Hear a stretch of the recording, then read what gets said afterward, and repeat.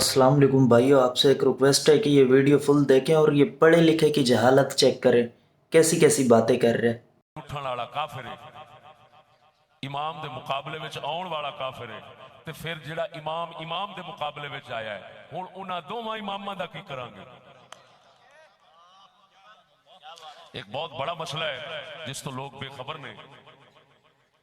ये कह देना आसान है कि जी इमाम दे मुकाबले विच आवन वाला काफिर है, ते हुण इत्थे की बनेगा कि इमाम दे मुकाबले च अगर इमाम आवे, मसलन इमाम मुहम्मद बिन हनफिया मौला अली दा पुत्र है, जिन्होंने इमाम हनीफ लोग कहते हैं, वो इमाम हनीफ नहीं, मुहम्मद बिन हनफिया। ये उस बीबी का बेटा है जेड़ी बीबी हजरत सिद्दीक अकबर ने पाक अली नू पहला लौंडी पाक सन तो तोहफे च इनायत फरमाई सी है। तो आपे सोच कि अली दे घर दा इमाम भी सिद्दीक दा दिता तोहफा है। इमाम मुहम्मद बिन हनफिया इमाम ज़ैनुल आबिदीन दा आपस के अंदर इख्तिलाफ हो गया। इमाम मोहम्मद बिन हनफिया फरमाते ने ये अली पाक दे पुत्र ने, इमाम ज़ैनुल आबिदीन इमाम हुसैन दे पुत्र ने। की लगे रिश्ते दे अंदर?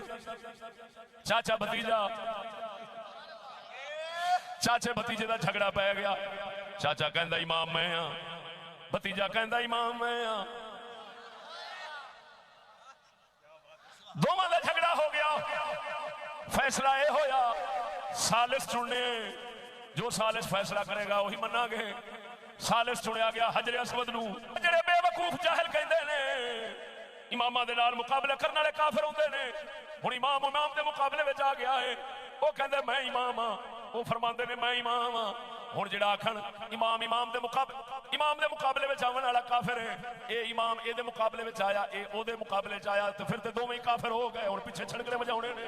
जनाब मोहम्मद हनफिया मौला अली के बेटे, इनके लिए आज तक तारीख ने मौरख ने मशकूक किया है मोहम्मद हनफिया का किरदार, ये कह के कि जनाब मोहम्मद हनफिया ने माज़ल्ला अल अयाज़ु बिल्लाह इमामत का दावा किया था। मोहम्मद हनफिया ने दावा इमामत ने किया। हाँ, ये है कि कुछ लोगों ने मोहम्मद हनफिया को इमाम कहा था। इस फिरके को फिरका कैसानिया कहा जाता है। इसके आसरात दुनिया में खत्म हो चुके, लेकिन आज़रबाईजान और मिस्र में कहीं कहीं इस फिरके के लोग अब भी पाए जाते हैं।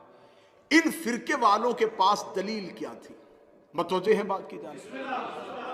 इनके पास दलील ये थी कि बादत शहादत हजरत इमाम हुसैन, इन्होंने सैयदुल साजिदीन की इमामत को नहीं माना। इन्होंने अपनी इमामत का ताल्लुक मुंतकिल कर दिया था जनाब मोहम्मद हनफिया के। और इनके पास दलील क्या थी? वो दलील ये देते थे कि मौला अली के बाद इमाम हसन इमाम बने, फिर इमाम हसन का बेटा इमाम नहीं बना, अली ही का दूसरा बेटा इमाम बना। तो अब अगर हुसैन शहीद हो गए हैं तो जैसे इमामत नस्ल हसन में नहीं गई, तो अब ये नस्ल हुसैन में भी नहीं जाएगी, ये नस्ल अली ही में रहेगी। तो लिहाजा अगर अली का बेटा जिंदा कोई मौजूद है तो इमाम अली का बेटा होगा। इन्होंने इस एक अकीदे की बुनियाद पे मौला सज्जाद जिंदान में थे, और इन्होंने कहा वैसे भी इस वक्त इमाम वक्त का लोगों के दरमियान मौजूद होना जरूरी है ताकि शहादत हुसैन पे क़याम कर सके। तो इन्होंने मोहम्मद हनफिया की इमामत का ऐलान कर दिया और मदीने में यह कहना शुरू कर दिया कि मदीने वालों परेशान होने की कोई ज़रूरत नहीं, अगर हुसैन शहीद हो गए हैं तो अगला इमाम अली का ये बेटा मोहम्मद हनफिया है। अब यहां पर मोहम्मद हनफिया खामोश रहे। इस खामोशी को मौरख ने मशकूक कर दिया। मौरख ये कहता है कि अगर मोहम्मद हनफिया इस इमामत पे राजी नहीं थे तो वो खामोश क्यों रहे? अब हमें इस सवाल का जवाब ढूंढने के लिए उस दौर में जाना पड़ेगा। बहुत से वाकयात ऐसे होते हैं जिसका जवाब उस दौर में ही मिल सकता है, इस माहौल में नहीं मिल सकता। उस माहौल में जाना पड़ेगा। जब हम उस माहौल में गए तो एक बेहतरीन जवाब मिला। जब जनाब मोहम्मद हनफिया के लिए इन लोगों ने इमामत का ऐलान किया था, उस वक़्त सैयदुल साजिदीन शाम के जिंदान में थे और दमिश्क में एक साजिश कर ली गई थी कि कत्ले हुसैन के बाद आने वाला इमाम یہ سجاد اور اس کے بعد آنے والا امام محمد باقر ہے. دونوں باپ اور بیٹا کو شام کے زندان میں قید کرو. اس قید کو اتنا طولانی کرو, اتنا لمبا کرو کہ نسل امامت یہیں پہ ختم ہو جائے. اگر سجاد ضعیفی کی وجہ سے زندان میں مر جائیں تو اس کے بعد جو بیٹا باقر ہے یہ کم سن ہے, لہٰذا اسے بھی زندان میں رکھو, تو نسل امامت یہیں سے قطع ہو جائے, تاکہ ہم قتل حسین کے بعد اپنا اصل ہدف پا سکے کہ ہم نے صرف محمد کا بیٹا قتل نہیں کرنا تھا, ہم نے نسل محمد اور نسل امامت کو قطع کر دیا ہے.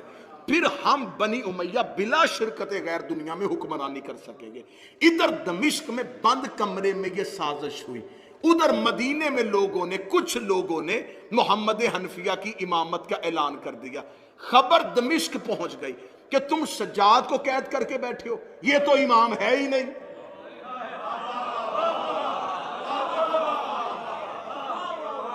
آپ کو یاد ہے کہ اللہ نے غار کے باہر ایک مکڑی سے جالا بنوا دیا تھا. وہ کیا مکڑی کا جالا محمد سے زیادہ طاقتور تھا؟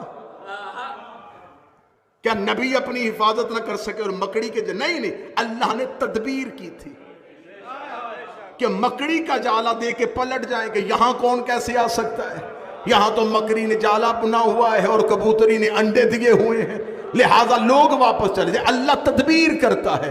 ادھر انہوں نے قتل سجاد کا پروگرام بنایا, ادھر پتہ چلا کہ سجاد تو امام ہی نہیں ہے, اگلا امام تو محمد حنفیہ ہے. میں اس پوری تاریخ کو اگر ایک جملے میں جلدی بند کرنا چاہوں تو ایسے بند کروں گا, اللہ ہر دور میں ایک حجت کو بچانے کے لیے ایک ابو طالب ضرور رکھتا ہے. محمد حنفیہ اس دور کا, جناب محمد حنفیہ اس دور کے ابو طالب. بعد میں خطبہ حج کے موقع پر انہوں نے خود سید الساجدین کی امامت کا اعلان کر دیا تھا, اور خود یہ لوگوں سے کہہ دیا تھا کہ حجر اسود جس کی گواہی دے گا وہ امام. اور یہ ہادی کا فلسفہ ہے, وہ پچھلے کی تصدیق کرتا ہے, اگلے کا اعلان کرتا ہے. ہائے ہائے ہائے ہائے, جو پچھلے کی تصدیق نہ کرے, جو پچھلے کی تصدیق نہ